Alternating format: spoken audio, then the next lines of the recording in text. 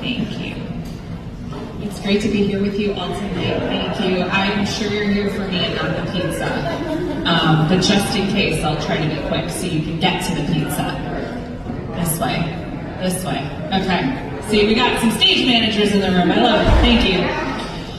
So, obviously we're all here tonight because of TOPA, which I consider a foundation of tenant rights in the district for more than 50 years. And because it's under attack. It's under attack. That's why we're here.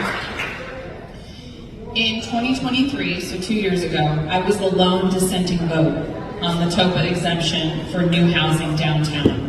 And I warned that its passage would be the first of 1,000 cuts that would erode TOPA as we know it. The Mayor's Rental Act is exactly what I was talking about. At its core, TOPA is about dignity, stability, and self-determination. And I heard some folks today talking about that self-determination piece and what it meant to be able to come to the table.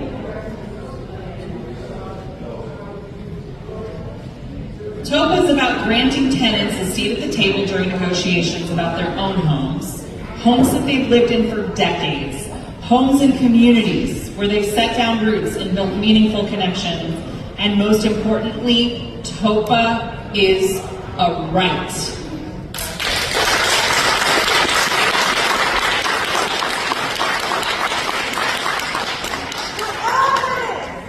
For all tenants, don't worry.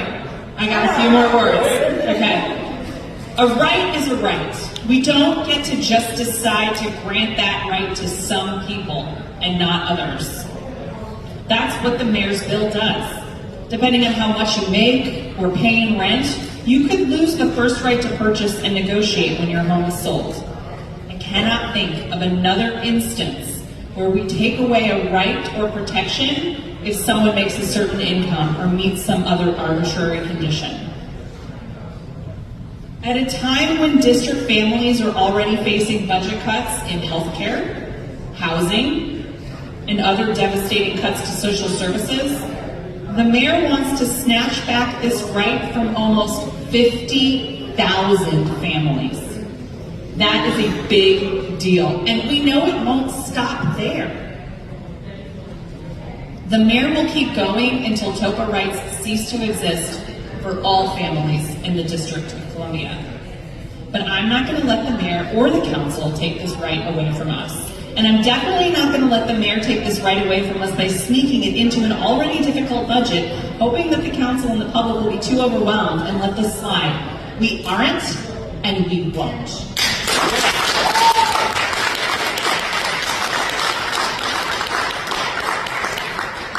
Now, I know that we are facing challenges to build new housing in the district, but TOPA is being blamed for a complex web of national and district-specific factors that are affecting construction. I know that we can find a way to support development without demolishing this right for tens of thousands of families. We cannot let TOPA be the scapegoat.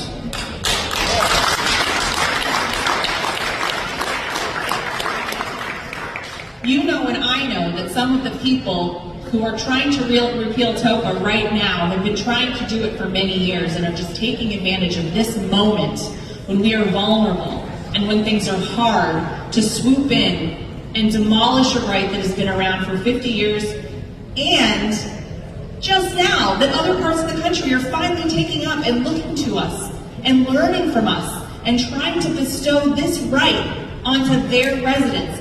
Now is not the time to stand down.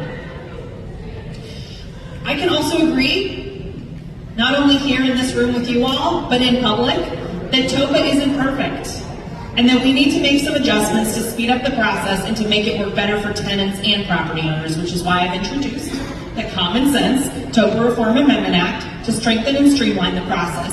And my bill will also be considered at tomorrow's hearing, and I'm looking forward to the chance to go toe-to-toe with some of TOPA's biggest detractors.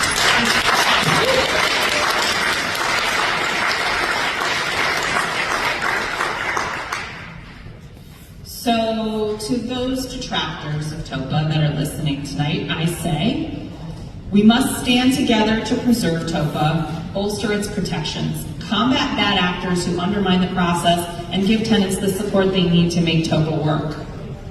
And know that we will never stop fighting for the rights that are ours.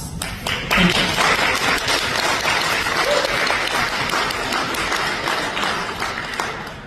Thank you so much, Councilmember Nadeau. Thank you for your advocacy and for your beautiful bill, which, like I said, smells like flowers when you read it, I promise.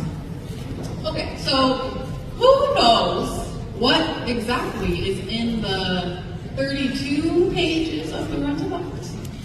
Who knows all those pages? That's right, I do! Okay, we're gonna tell you. Okay, we're not gonna go through all of them. The main thing is that it really guts TOPA. The ways that it cuts TOPA. If you're curious, why did we choose these specific groups to divide up into today? It is because, according to the mayor, in order to increase affordability of the city, we need to exempt all the buildings in the city that were built since 2000 from TOPA. All buildings since 2000. Yes. That's what I was expecting.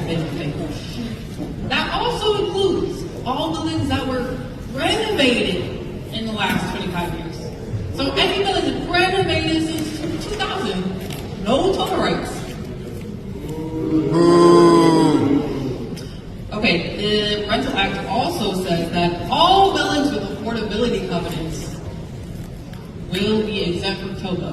So who knows what an affordability covenant is? We do. What?